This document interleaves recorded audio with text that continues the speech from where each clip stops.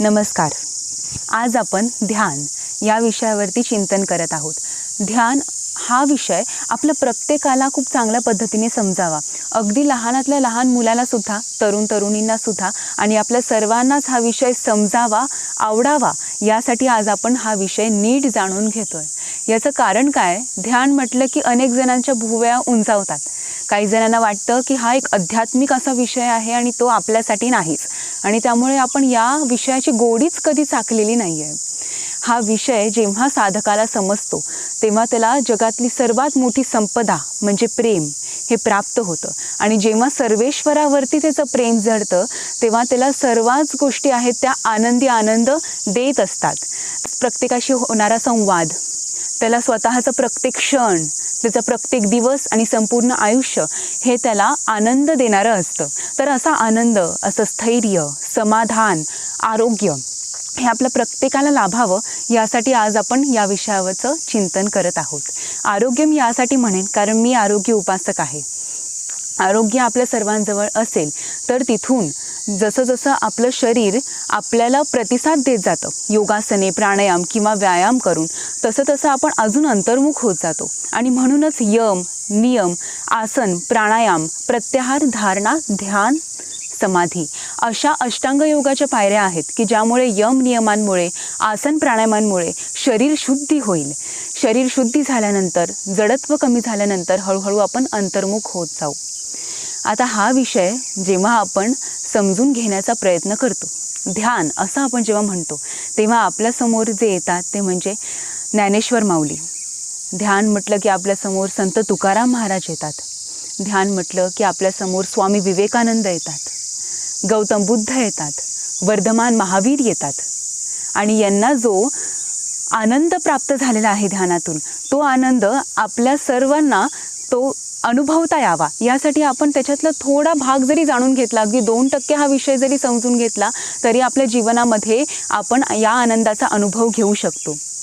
आता यांनी जे शास्त्र मांडलेलं आहे, जे अध्यात्मशास्त्र मांडलेलं आहे, वेद, उपनिषद किंवा संतांची वचनं किंवा संतांनी लिहिलेलं अभंग, या सगळ्यामधून आपल्याला हेच सांगितलेलं आहे की तुम्ही नामस्मरण करा, ध्यान करा. पण असं सांगून किंबहुना प्रत्येक ओवीमध्ये त्यांनी तेच सांगितलेलं आहे. पण असं असून सुद्धा आज वस्तुस्थिती काय आहे? जशी ज्ञानेश्वर महाराज सांगतात, ज्ञानदेव म्हणे नाम हे सुलभ, सर्वत्र दुर्लभ विरळा जाणे. म्हणजे नाम कितीही सुलभ असलं आणि ते कितीही सर्वांना सुख देणारं असलं, आनंद आणि समाधान देणारं असलं तरीसुद्धा दुर्लभ आहे. आपण त्याकडे पाहत नाही, हा विषय जाणून घेत नाही. खरं तर सगळा आनंद जो आपण सर्वजण शोधत आहोत तो इथेच आहे. याचं कारण असं, ज्या विषयांमध्ये आपण आनंद शोधत असतो ते विषय आपल्याला फक्त तेवढ्या वेळापुरतं सुख देतात आणि तो विषय आपल्याला तेवढ्या वेळापुरतं सुख देणारा असतो, म्हणून आपण तो संपला की वेगळ्या विषयाकडे आपोआप वळतो. मग हे विषय काय जीवनामध्ये कधीही संपत नाही. आपण असं म्हणू की मला फक्त एवढं माझ्या जीवनात टार्गेट आहे आणि ते पूर्ण झालं की मी पूर्ण आनंदी झालो, तर असं होत नाही. जीवनभर त्याची धावपळ ही सुरूच असते. पण हे जे स्थैर्य माणसाच्या मनाला येतं, हे स्थैर्य समाधान देणारं का असतं? कारण आपण या विषयाला जाणून घेणं म्हणजे, ध्यानाला जाणून घेणं म्हणजे ध्यानीला जाणून घेणं आहे. ध्यान कशाचं, कोणाचं, या विषयात जेव्हा आपण खोल जातो आणि हे जे आपल्या गुरूंकडून आलेलं ज्ञान आपण जेव्हा स्वीकारतो, त्याचं चिंतन करतो, तेव्हा आपल्याला लक्षात येतं हे ज्ञान म्हणजे आत्मज्ञान आहे. आणि हे आत्मज्ञान म्हणजे स्वतःला पाहणं आहे, म्हणजेच ध्यानीला पाहणं आहे. देह शुद्ध करुणी भजनी भजावे. तर भजनी म्हणजे हाच जो अंतरिस्थ हृदयस्थ राम आहे, तो राम. रामदास स्वामी सांगतात, ऐका ज्ञानाचे लक्षण, ज्ञान म्हणजे आत्मज्ञान, पाहावे आपणासी आपण, या नाव ज्ञान. म्हणजे ज्ञान काय आहे की जे आपण स्वतःला पाहतो. स्वतःला म्हणजे जो आपण मी हा निर्माण केलेला आहे. श्रुती या नावाला धरून जो मी या अहंकाराने निर्माण केलेला आहे हे विश्व, ते विश्व नाही. जो हा पाहणारा आहे, आतून आहे, तो दिसे ते तू पाहे, परी ओळख दृष्टासी वळोनी, असे जो सत्यत्वे सुखमय सदा वृत्ती तजोनी, दिसे भासे सारे तू जवळी हे तू न दिससे. याचा अर्थ असा, दिसे ते तू पाहे म्हणजे जे तुला दिसतंय ते तू पाहतोस, परी ओळख दृष्टाशी वळूनी, म्हणजे जो दृष्टा आहे, जो पाहणारा जाणणारा आहे, त्याला तू ओळख, असं आपल्याला संत सांगतात. असे जो सत्यत्वे सुखमय सदा वृत्ती तजोनी, दिसे भासे सारे, म्हणजे सगळं दिसतं, सगळं भासतं, पण तू जवळी हे तू न दिससी. म्हणजे तू सगळ्यात जवळ आहे, पण तरी पण तू दिसत नाही. हे कसं आहे पहा, झाड जसं असतं, झाडाचं मूळ तर खाली जमिनीच्या आत रुतलेलं आहे, पण ते दिसत नाही, पण त्यावरतीच सगळं झाड हे अवलंबून आहे. त्यावरतीच आपण जी गोड गोड फळं खातो ती अवलंबून असतात, त्यावरतीच वृक्ष वाढ अवलंबून असते, त्यावरतीच वृक्षाची पानं अवलंबून असतात. आणि त्या मुळापासून जे त्या मुळाचं जे बीज आहे, त्या बीजावर हे मूळ अवलंबून असतं. तर मुळाचंही मूळ, साराचंही सार आहे, तो म्हणजे ईश्वर आहे, तो म्हणजे हरी आहे. रामभक्ती विन आन नाही सार, साराचे ते सार राम नाम, असं रामदास स्वामी सांगतात. अव्यक्त निराकार नाही ज्या आकार, जेथुनी चराचर त्यासी भजे. चर अचर, तुम्ही मी, प्रत्येक जीव जे काही आहे ते ज्याच्यातून निर्माण झालेलं आहे त्याचं तू स्मरण कर, असं आपल्याला संतांनी सांगितलेलं आहे. आणि याचं स्मरण करताना जेव्हा ऋषीमुनींनी संतांनी विचार केला की नक्की पाहायचं तरी कुठे, आपण उपनिषदांमध्ये कदाचित वाचलेलं असेल बऱ्याच साधकांनी, नेती नेती म्हणत सर्व ऋषीमुनी मागे आले. नेती नेती म्हणजे काय, तर नाही नाही, इथे पाहू का, इकडेच सर्व आहे का, तर नाही, तिथे नाही, तिथे नाहीच. म्हणजे असं एक बोर्ड दाखवून मी दाखवू शकत नाही की इथे ईश्वर आहे. ईश्वर तर सर्वव्यापी आहे, ईश्वर सर्वच आहे. तैसे ते ईश्वरी अंगुळी नव्हेची दुसरी, किंबहुना सरोभरी शिवसेची, असं ज्ञानेश्वर माऊली आपल्याला अमृतानुभवामध्ये सांगत असतात. तर हा अमृतानुभव आपल्याला माऊलीने दिलेला आहे. तैसे तिये ईश्वरी अंगुळी नव्हेची दुसरी, म्हणजे मी बोर्ड दाखवून सांगूच शकत नाही की इथेच ईश्वर आहे. आणि हेच ज्ञानेश्वर माऊली सांगतात की बोटा इतकी पण जागा अशी नाही आहे की तिथे ईश्वर नाही आहे, अशी एकही जागा नाही. म्हणजे दोन्ही अर्थाने ज्ञानेश्वर माऊली आपल्याला हेच सांगतात की सर्वत्र ईश्वर भरलेला आहे. किंबहुना सरोभरी शिवेसीची, हे जाणून घेता घेता, म्हणजेच नेती म्हणत म्हणत, हे नाही नाही म्हणत म्हणत त्यांना हे लक्षात आलं की जे आहे ते ईश्वर आहे, जे आहे स्वरूपात आहे ते ईश्वर आहे. त्यामुळे वर्तमानाचा आनंद घेता घेता त्यांना, संतांना, ऋषीमुनींना हे लक्षात आलं की आपण वर्तमानामध्ये जे आहे त्याचं चिंतन, त्याचं स्मरण करून या सर्वव्यापी ईश्वराला अनुभवू शकतो. आणि त्या चिंतनासाठी ऋषीमुनींनी योगासनांची निर्मिती केली, प्राणायामाची निर्मिती केली. आणि ज्ञानेश्वर माऊली किंवा अनेक संतांनी आपल्याला नामस्मरण करायला सांगितलं. तर क्षणोक्षणी नामाचा उच्चार करत करत आपल्या अंतर्मनात हे नाम जाऊन आपल्याला याचं चिंतन करत करत हे लक्षात येतं, अहम ब्रह्मास्मी. हा बोध आपल्याला झाला की आपल्याला अहम ब्रह्मास्मी समजलं की ओंकार समजतो. ओंकार म्हणजे जो सर्व व्यापून आहे ते ओंकार तत्व, जे तुमच्यात माझ्यात एकच आहे ते ओंकार तत्व, आणि हेच सत्य आहे हे आपल्याला समजून येतं. ज्ञानेश्वर माऊली सांगतात, लवन पाणियाचा थावो माझी रिगोनी गेले पाहो, तव तोची नाही मा काय घेवो माप जळा. हे किती सुंदर सांगितलेलं आहे. लवन पाणियाचा थावो म्हणजे जर मिठाच्या खड्याने समुद्रात उडी घेतली समुद्राची खोली पाहण्यासाठी, तर तो मिठाचा खडा सुद्धा विरघळून जाईल आणि तो समुद्र रूपच होईल.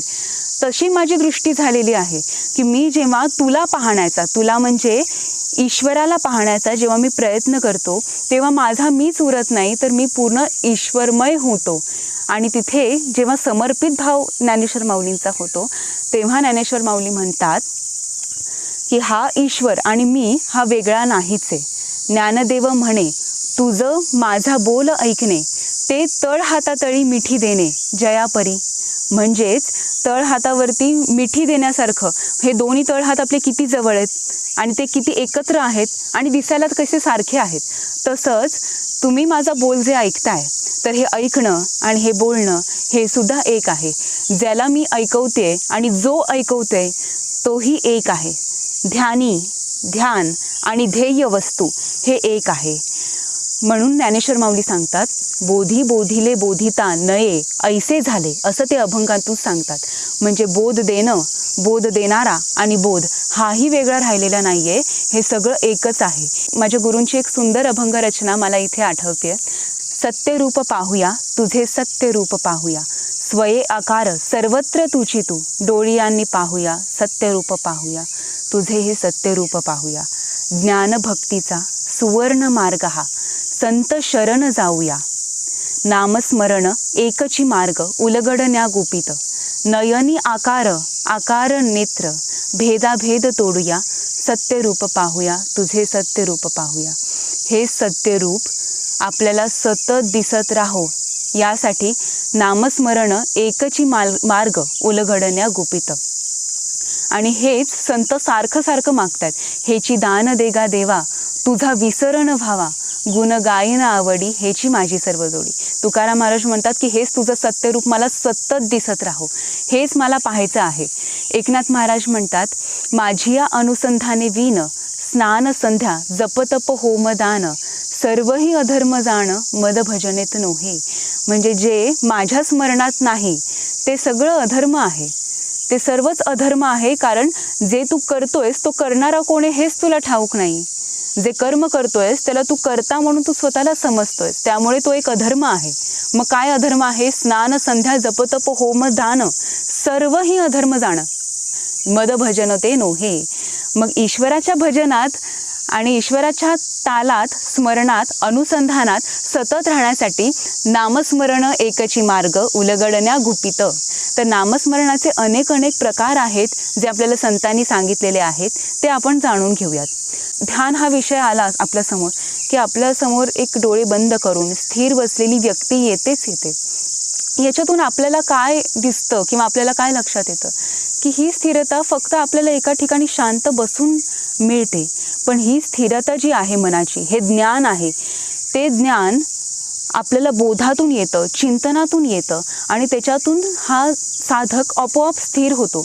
डोळे बंद करून बसल्याने ध्यान लागतं असं नाही, तर त्या ध्यानीचं ध्यान हे लागलेलंच आहे आणि त्याच्यामुळे त्याला इतर विषयांमध्ये ते सुख प्राप्त होत नाहीये. जे अनंत अमाप सुख त्याला नामस्मरणामध्ये प्राप्त झालेलं आहे.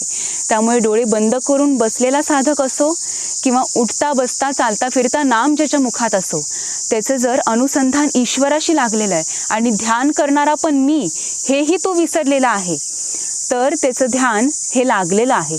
ध्यान लागणं म्हणजे काय? झोप जशी लागते त्या झोपेमध्ये मी झोपलोय हेही भान आपल्याला नसतं.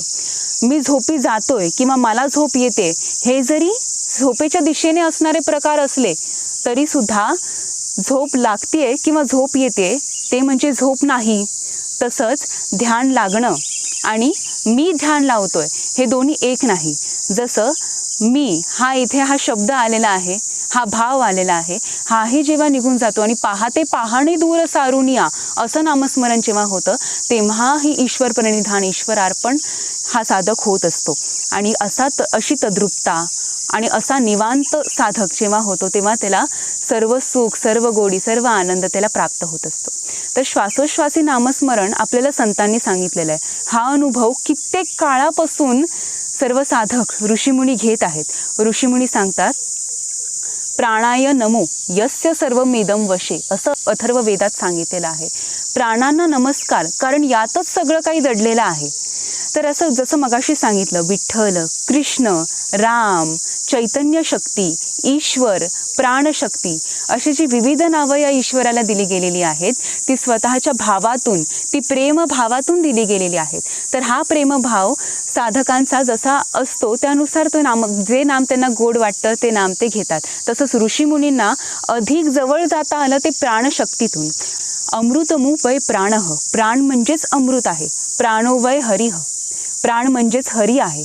प्राणो वा अर्कः, प्राण म्हणजेच सगळ्याचा अर्क आहे. कारण प्रत्येक ठिकाणी ही प्राणशक्ती आहे. प्रत्येक वस्तू, प्रत्येक चर अचर हे जिवंत आहे, सत्स्वरूपाने आहे, चित स्वरूपाने आहे आणि आनंद हे कारण आहे. त्यामुळे सच्चित आनंद हे आपल्या सर्वांचं, जगाचं, ईश्वराचं, प्रत्येक चर अचराचं, जीवांचं, आपल्या सर्वांचं हेच एक स्वरूप आहे. सच्चिदानंद स्वरूप. जसं सोन्याने विविध अलंकार बनतात, पण सोनं हे त्याचं स्वरूप असतं, हे त्याचं अधिष्ठान असतं. लाकडाने अनेक वस्तू बनतात, पण लाकूड हे त्याचं अधिष्ठान आहे. तसंच हे ईश्वराची सर्व मंदिरं सगळी स्थापित झालेली आहे, पण त्यामध्ये राहणारा जो आहे तो ईश्वर आहे, तो हृदयस्थ राम आहे, तो विश्वी ठसावलेला विठ्ठल आहे, तो वासुदेव हरी आहे.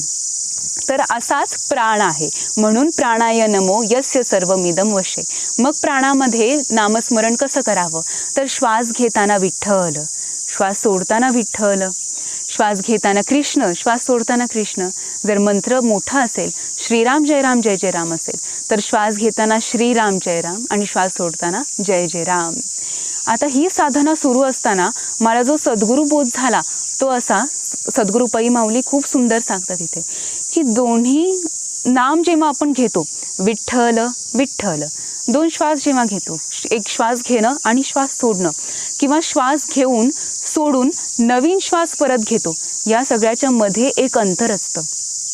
प्रत्येक कृतीच्या मागे करणारा मी असा भाव आपला असतो. जसं श्वास घेताना सुद्धा आपला भाव हाच असणार.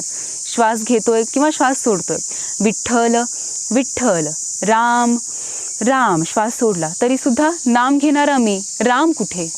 नाम घेणारा मीच, मग विठ्ठल कुठे? जोपर्यंत हा अहंकार विसरला जात नाही तोपर्यंत इथे आपल्याला ईश्वराचा अनुभव घेता येत नाही. मग सद्गुरूंनी इथे इतका सुवर्ण मार्ग सांगितला. दोन्ही नामाच्या मध्ये एक संधी असते. ती संधी जो साधक साधतो त्याला ईश्वर अनुभव होतो. म्हणजेच जसे ही संधी कशी आहे की झोपेतून उठल्यानंतर आपल्याला लगेच हे विचार सगळे येत नाहीत की आपल्याला आपलं नाव आठवत नाही, आपल्याला आपली जे विचार आहेत ते लगेच मनामध्ये येत नाही. तर या दोन्हीच्या मध्ये एक गॅप असतो. तो गॅप म्हणजे ती संधी असते आणि ती संधी साधायला सद्गुरू सांगतात. ती संधी काय असते की आपल्याला तिथे मी नाही हा अनुभव असतो आणि मी नाही हे शब्द देखील नसतात, तिथे फक्त अनुभव असतो. तिथे आपल्याला आपलं नाव गाव काहीच आठवत नाही, मग तिथे फक्त आहेपणाचा अनुभव असतो. जसं एखाद्या अंधारा खोलीमध्ये आपल्याला कुठल्याच वस्तू दिसत नाही आणि आपण धडपडू नये यासाठी आपण स्वतःला सावरत असतो, आपण आपल्या देहाला सांभाळत असतो, आपल्याला आपलं देह देखील दिसत नाही, पण तरीसुद्धा मी आहे हा भाव आपल्यामध्ये असतो. म्हणजे आहे तो कोण याचं जे आपल्याला शोध घ्यायचा आहे, तर तो शोध घेण्यासाठी पाहावे आपणासी आपण ही साधना होण्यासाठी या दोन्ही नामाच्या मधली संधी साधायची आहे. दोन श्वासांच्या मधली संधी साधायची आहे. झोपेतून उठताना जो आपल्याला मध्ये काहीच विचार नसतो, अहंकार नसतो, ती संधी आपल्याला साधायची आहे. तर श्वासोश्वासी नामस्मरण करताना ही जशी तद्रूपता साधकाला येते तसा तो श्वास घेणं, श्वासाचा मधला जी संधी सांगितली ती संधी आणि श्वास सोडणं हे तिन्ही सुद्धा त्याच्यासाठी एक होऊन जातं. आणि याच्याच आधारे ऋषीमुनींनी आपल्याला कुंभक हा प्रकार सांगितलेला आहे. पूरक, रेचक म्हणजे श्वास घेणे, श्वास सोडणे, या दोन्हीपेक्षा महत्त्वाचं कुंभक असं योगसूत्रांमध्ये महर्षी पतंजलीने सांगितलेलं आहे. प्राणायाम आता आपल्याला बरेच माहिती आहेत, पण हे सर्व प्राणायाम पुढील काळामध्ये निर्माण झालेले आहेत. पण महत्त्वाचा प्राणायाम कुठला हे योगसूत्रांमध्ये, योगसूत्र म्हणजे काय, जिथून योगशास्त्राची निर्मिती झाली, महर्षी पतंजलीनेही योगसूत्र लिहिलेली आहे. त्याच्यामध्ये योगशास्त्राचे निर्माते महर्षी पतंजली काय सांगतात की कुंभकच सगळं काही आहे. या कुंभकामध्ये स्थिरता असते. म्हणजेच जे मी अंतर सांगते, श्वास घेणं आणि श्वास सोडणं यामधलं तेच अंतर वाढवणं म्हणजे कुंभक. तेच अंतर वाढवून मन स्थिर होतं आणि ते मन स्थिर झाल्यानंतर आहे तो कोण याचा साक्षात्कार साधकाला होतो. तर अंतरकुंभक हा एक प्रकार आहे आणि बाह्य कुंभक हा एक प्रकार आहे. अंतरकुंभक म्हणजे आतमध्ये श्वास कोंडला जाणे, बाह्य कुंभक म्हणजे बाहेर श्वास कोंडला जाणे. पण याहीपेक्षा श्रेष्ठ आहे केवल कुंभक. केवल कुंभक म्हणजे जो सहज कुंभक लागतो, तो सहज कुंभक साधकाला मन स्थिर झाल्यानंतर लागतो. तर यासाठी हे सगळे प्रकार साधकाने साधनेमध्ये आणावे, ही साधना करावी. पण ही साधना नियमात केल्यानंतर, नित्य नियमाने केल्यानंतर त्याला दिवसेंदिवस नवीन नवीन अनुभव येत जातो. त्याला दिवसेंदिवस आपलं मन कसं स्थिर होतं आहे आणि या मनाच्या मुळाशी जाता येतं. तर या मनाच्या मुळाशी जसं आपण नाक धरलं की आपल्याला हवेचा साक्षात्कार होतो. 2 मिनिट नाकपुड्या धरून ठेवल्या तरी आपण गुदमरू आणि हवा आहे असं आपण म्हणू. तसंच या मनाला धरता आलं की आपल्याला हे मन म्हणजेच ईश्वर आहे हे आपल्याला समजेल. आणि हा ईश्वर अनुभव करत असताना साधक जे सुख त्याला लाभत असतं ते सुख त्याला सर्व काळ असंच मिळत राहावं असं त्याला वाटतं. त्यामुळे हळूहळू तो जो आसक्त झालेला असतो विषयांना, ती आसक्ती त्याची दूर होते. मोह, काम, क्रोध, लोभ, मद, मत्सर हे सगळं त्याचं हळूहळू निवाळतं आणि साधक प्रेमळ होतो, साधक नम्र होतो, कृतज्ञ होतो आणि त्याला ईश्वराची गोडी ही सतत लागलेली असते. पुढचा प्रकार भूती भगवंत हा आपण पाहूया. भूती भगवंत हा असा प्रकार आहे की कुठलेही इतर प्रकार जेव्हा आपण नामस्मरणाचे ध्यानाचे पाहतो या सगळ्यामध्ये कशा ना कशाची तरी आपल्याला गरज लागते, कशाचा तरी आपण आधार घेतो. जसं आत्ता आपण श्वासाचा आधार घेतला.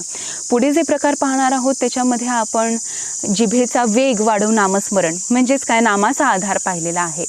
तर असे विविध आधार, जसं माळजप असते तर माळजपाचा आधार घेऊन. पण भूती भगवंत हा असा प्रकार आहे की ज्याच्यात आपल्याला कशाचाही आधार घेण्याची गरज नाही.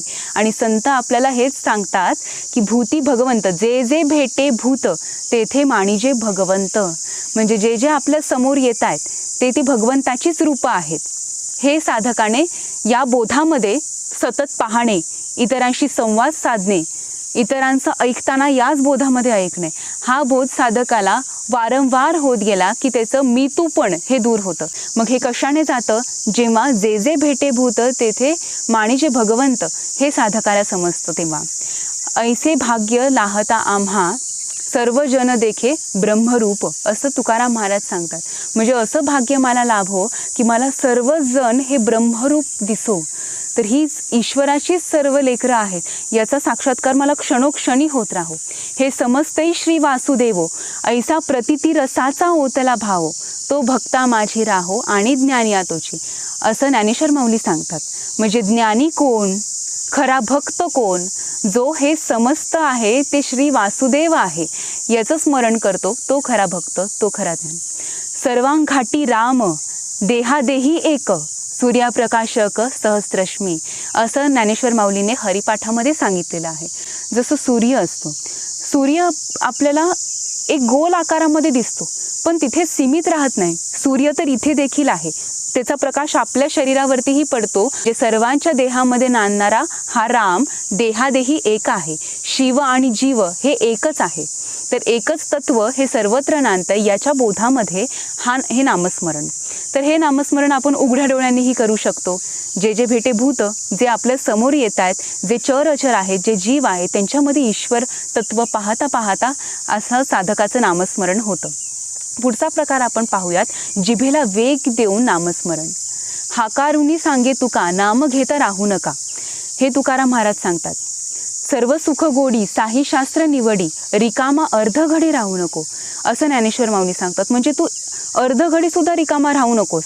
तर अर्धघडी रिकामा राहू नये हे मन आणि सतत नामस्मरण होत राहावं यासाठी विठ्ठल विठ्ठल विठ्ठल विठ्ठल विठ्ठल विठ्ठल हे नामस्मरण. म्हणजे जिभेला वेग देऊन. कसं होतं, जेव्हा साधक स्थिर होण्याचा प्रयत्न करतो तेव्हा तो शरीराने जरी स्थिर बसला तरी सुद्धा त्याचं मन स्थिर होईलच असं नाही. कारण मनाला तेच हवं असतं जे त्याने पाहिलेलं आहे, जे त्याने जाणलेलं आहे आणि त्याला ते आवडलेलं आहे. तर ही आवड साधकाला निर्माण व्हावी यासाठी सुरुवातीला मी सांगितलं की ते प्रेमच महत्त्वाचं आहे. सर्वेश्वरावरती एकदा प्रेम आलं की त्यानंतर साधकाच्या मुखातून नाम कधीच जात नाही. आणि हे नाम ज्ञानदेव मौन जपमाळ अंतरी धरोनी श्रीहरी जपे सदा असं ज्ञानेश्वर माऊली सांगतात. किंवा कबीरदास जे सांगतात, राम हमारा जप करे हम बैठे आराम. म्हणजे असं नामस्मरण साधकाचं होतं की आपण आरामात पण आतमध्ये अंतरिस्थ जो राम असतो, म्हणजेच जो ज्या ठिकाणी आता अहंकार आहे त्या जागी जेव्हा ते हृदय राममय होतं तेव्हा साधक आहे तो नामातच असतो. तर हे नामस्मरण कुठपर्यंत जातं, म्हणजे जिभेला वेग देत देत देत जेव्हा आपल्या मनाला बोध येतो, प्रत्येक ठिकाणी जिथे मन जाईल तिथे विठ्ठल, जसं विठ्ठल विठ्ठल विठ्ठल विठ्ठल असं जरी मुखाने नामस्मरण सुरू असलं आणि मन कुठेही धावू देत, धावून धावून तो कुठे धावणार आहे. आपण आपल्या डोळ्यासमोर जे जे वस्तू आलेले आहेत, मग इतर माणसं असतील तिथे जरी आपलं मन गेलं तरी विठ्ठल विठ्ठल विठ्ठल विठ्ठल, तो प्रत्येक मनुष्य विठ्ठल. मग कुठलीही वस्तू येऊ देत आपल्या डोळ्यासमोर तीही विठ्ठल, मग कुठलंही ठिकाण येऊ देत तेही विठ्ठल.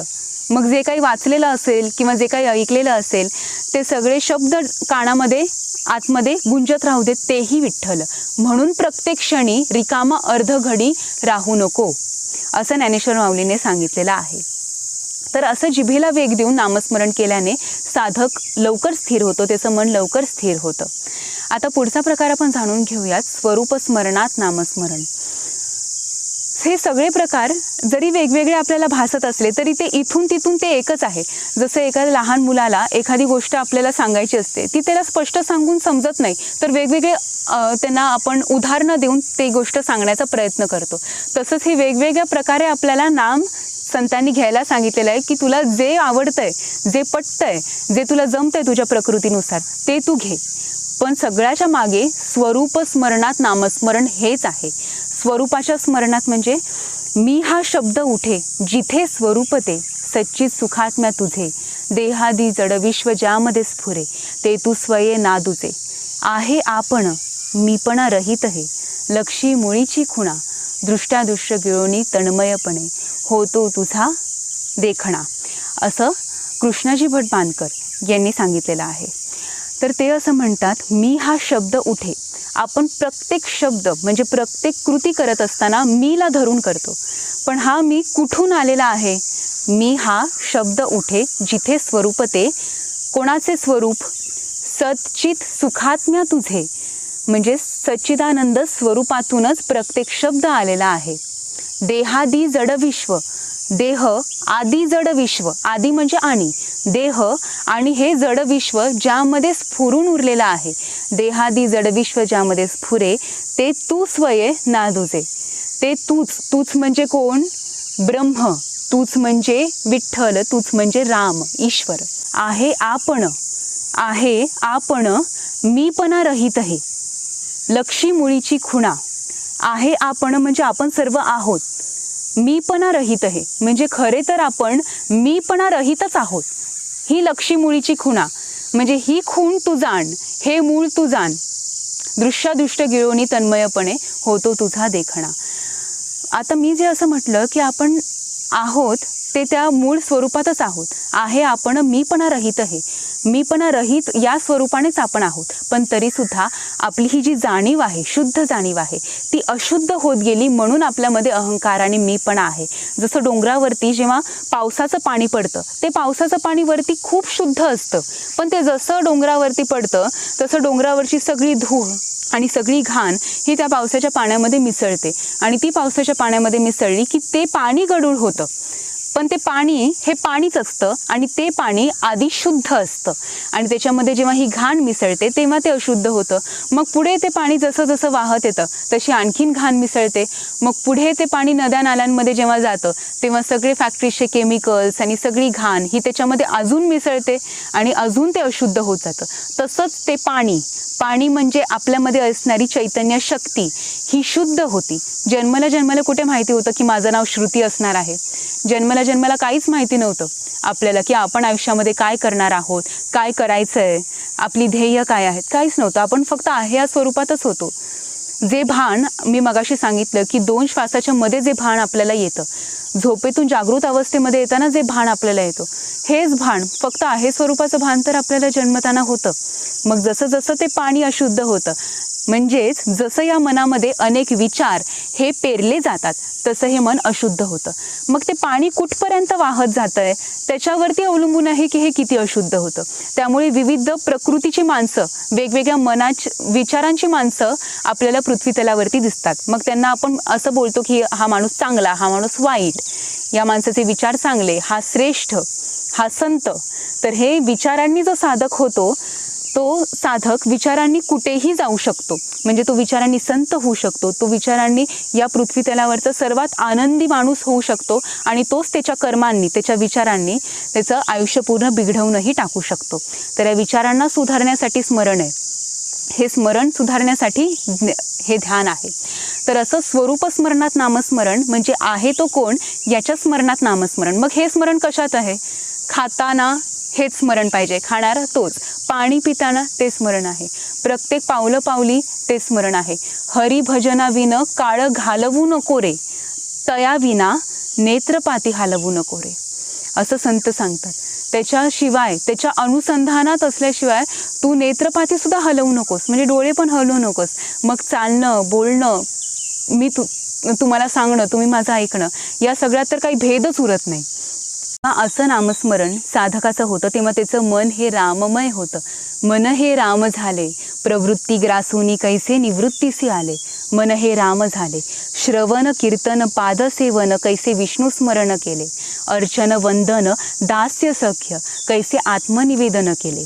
यम नियम आसन मुद्रा कैसे समाधीसी आले. बोधी बोधिले बोधिता नये ऐसे झाले. बाप रखुमा देवी वरू विठ्ठले माझे मी पण हरपले. असं ज्ञानेश्वर माऊली सांगतात. म्हणजे मी श्रवण करताना, पादसेवन करताना, तसंच बोलताना, आसने करताना, यमनियमांचं पालन करताना समाधी माझी लागते, म्हणजेच अनुसंधान ईश्वराशी हे जोडलं जातं. तर असं ध्यान साधकाचं लागतं. योगासने करताना असो किंवा श्वासोश्वासी नामस्मरणात असो, भूती भगवंत पाहताना असो किंवा स्वरूप स्मरणात असो किंवा जिभेला वेग देऊन असो, सर्व प्रकार करत असताना त्याचं ध्यान साधकाचं हे असं लागतं. पुढचा प्रकार एक आपण जाणून घेऊया, तो म्हणजे सद्गुरू स्मरणामध्ये नामस्मरण. सद्गुरू वाचोनी सापडेना सोय, धरावे ते पाय आधी आधी, हे तुकाराम महाराजांनी सांगितलेलं आहे. म्हणजे सद्गुरू वाचून काही सोयच नाही साधकाला, कारण सद्गुरूने दिलेलं जे ज्ञान असतं त्या ज्ञानाच्या बळावर साधकाची प्रगती होत असते. आणि ही साधकाची प्रगती जी होते ती सद्गुरू ज्ञानामुळे होत असल्यामुळे साधकाने जर सद्गुरू ज्ञानाच्या ठिकाणी स्थिर झाला तर त्याचं मन लवकरात लवकर स्थिर होईल. तर हे साधना साधकाने कशी करावी, जसं बाकीचे सगळे प्रकार जाणत असताना नक्की कुठे पाहावं हे जर साधकाला समजत नसेल तर सुरुवातीच्या पायऱ्यांमध्ये उपास्य मूर्तीकडे आपण पूर्ण आपलं लक्ष केंद्रित करू शकतं. तर डोळे बंद करून जेव्हा आपण सद्गुरूंचे चरण आपल्या डोळ्यासमोर आणतो तेव्हा तिथे आपलं मन स्थिर होतं, कारण आपण सद्गुरूंना ऐकलेलं असतं, आपण सद्गुरूंना पाहिलेलं असतं आणि साक्षात आपली भेट झालेली असते. तशीच उपास्य मूर्ती ही कुठलीही असू शकते. जसं विठ्ठलाची मूर्ती, तिथे आपलं मन स्थिर होतं. जशी रामाची मूर्ती आहे, कृष्णाची मूर्ती आहे, तिथे मन लवकर स्थिर होऊ शकतं, कारण ते एक प्रतीक आहे. सर्वेश्वराचंच ते प्रतीक असल्यामुळे तिथे मन स्थिर होऊ शकतं. तर हा एक प्रकार साधकाने करून पाहावा. तसंच मगाशी मी सांगितलं की जपमाळाच्या आधारे सुद्धा नामस्मरण करता येतं. तर जपमाळ जेव्हा आपण पाहतो तेव्हा आपोआपच आपल्याला स्मरण होतं. कसं की आपल्याला ती एक स्मरणीच असं सद्गुरू म्हणतात. तर ती स्मरणी का आहे, कारण ते पाहायलाच आपल्याला ईश्वराचं स्मरण होतं. त्यामुळे साधकाला प्रगती करताना जपमाळेचा आधार मिळतो, कारण एकदा 108 मण्यांची जपमाळ पूर्ण झाली की साधकाला त्याची गोडी चाखता येते आणि त्याला अजून परत एकदा ही साधना करावीशी वाटते आणि तसं त्याचं नामस्मरण पुन्हा पुन्हा होत राहतं. तर असं जपमाळेच्या आधाराने सुद्धा नामस्मरण आपल्याला करता येतं.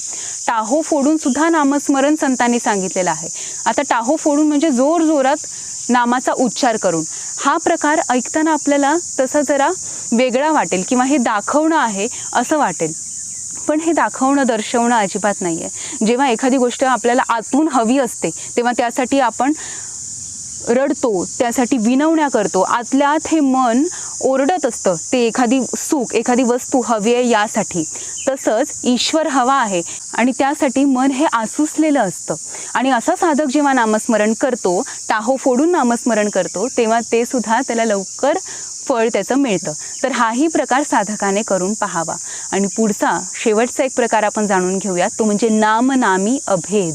नामनामी अभेद हा प्रकार आपण नीट समजून घ्यायला हवा.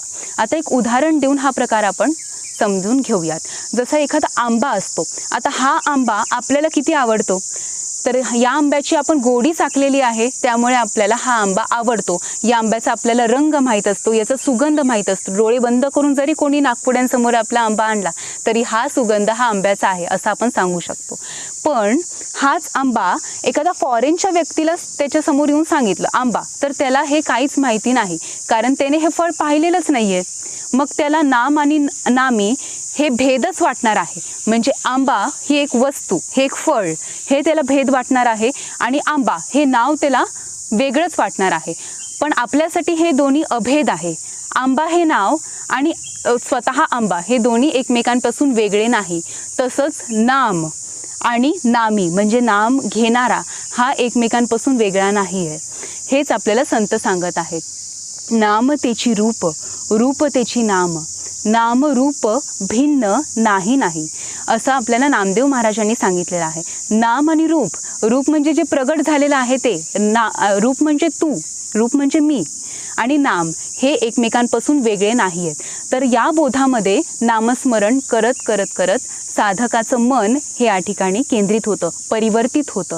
आणि कसं परिवर्तन होतं? पिकिलिया शेंडे कडूपण गेले, ऐसे आंबा केले पांडुरंगे, असं तुकाराम महाराज सांगतात. म्हणजेच जसा एखादा आंबा असतो, तो आंबा गोड कधी लागतो? जेव्हा पहिले ती कैरीच असते आणि कैरीचा आंबा होतो. तसंच या माणसाचं मन आत्ता कुठल्याही पातळीवरती असू देत आणि कसेही विचार माणसाच्या मनात असू देत, तो कितीही अस्थिर असू देत, त्याचा पिकलेला आंबा कैरीचा आंबा होणारच. तसंच नामस्मरणाने जेव्हा हा साधक गोड होतो तेव्हा त्याला या नामाची गोडी चाखता येते, त्याला स्वस्वरूपाची गोडी चाखता येते.